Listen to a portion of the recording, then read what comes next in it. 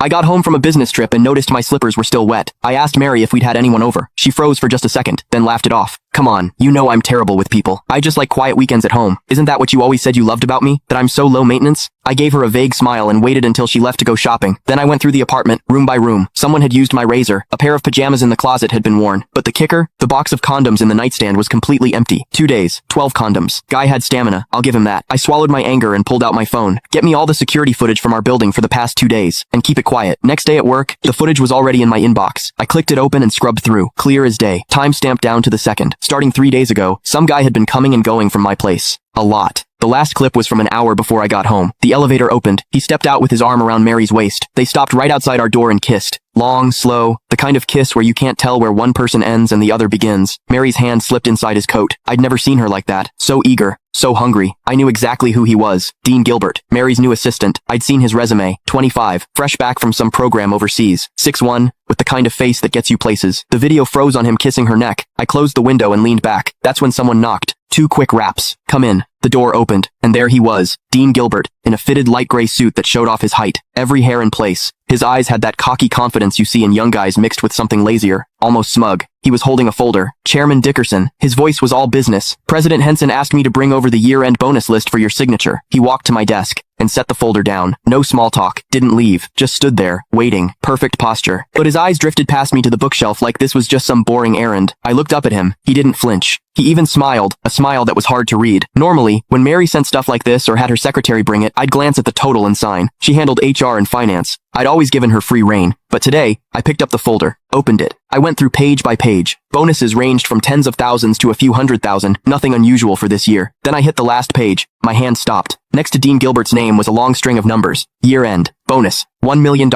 And in the notes, +1 company BMW, 730 Lee, $1 million.